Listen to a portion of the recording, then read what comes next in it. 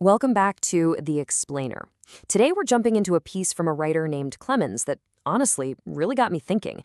He argues that cooking is so much more than just making food. It's a massive, fundamental part of living a good life. And he starts with this right out of the gate. Cooking is my therapy. So he's not framing this as a chore you have to get through every day. No, for him, the kitchen is a sanctuary. It's a place to heal, to focus. So how does he back that up? Let's dive in. Well, first, he paints this picture of two different worlds. On one side, you've got the digital world. You know the one. It's all notifications, endless scrolling. It can be stressful, distracting, and leave you feeling totally disconnected. But then there's the kitchen, a real, tangible place where you can escape all that, focus on one thing, and actually create something real. Okay, so therapy is a big word. How exactly does cooking pull that off?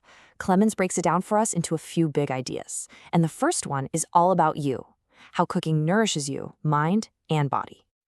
And what I think is so cool here is how he connects these really simple things to huge benefits. I mean, you're not just picking vegetables, you are literally taking control of your health. You're not just saving a few bucks, you're creating something valuable from scratch. And that feeling when you finally nail a difficult recipe, he argues that confidence absolutely spills over into the rest of your life. And at the heart of all this, really, is mindfulness. Think about it. When you're cooking, you can't really be scrolling on your phone. You're chopping, you're stirring, you're totally tuned into your senses. The smell of garlic hitting the pan, the sound of a sizzle, the feel of dough in your hands. It just forces you into the here and now, away from whatever you were worrying about 5 minutes ago. But it doesn't stop with just self-care. He sees cooking as this deeply creative, even intellectual thing to do. The kitchen isn't just a place to get a job done. It becomes your own personal studio, a lab, even a playground. I love this quote. It's such a perfect way to put it. Think about it. It's one of the only art forms where you literally consume the masterpiece. It's this beautiful, temporary piece of creative expression.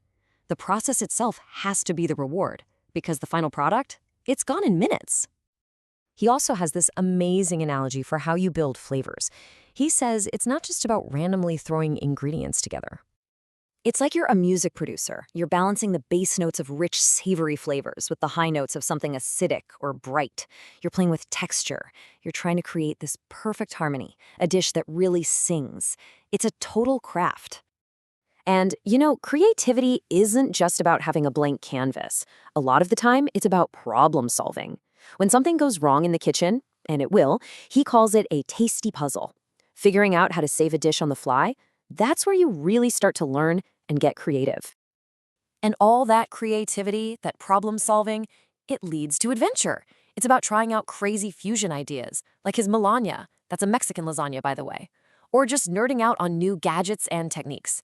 The kitchen becomes your own personal lab for delicious experiments. Speaking of personal style, let's just say the author has some very strong opinions about certain ingredients.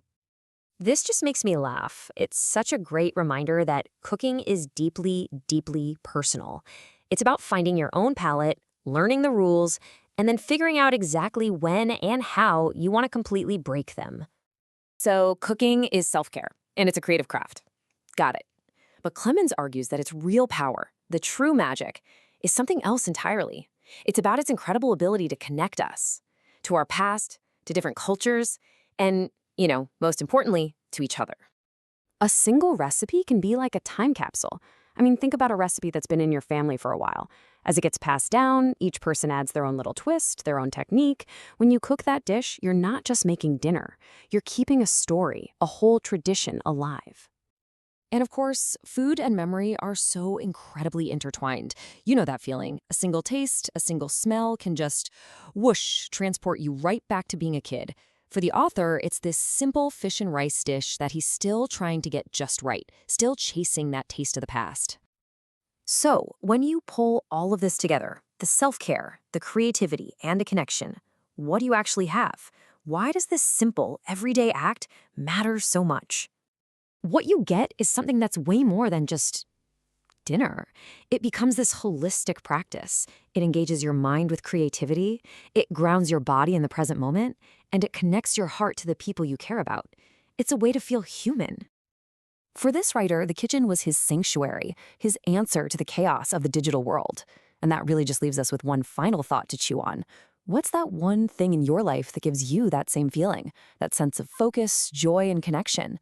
What's your cooking?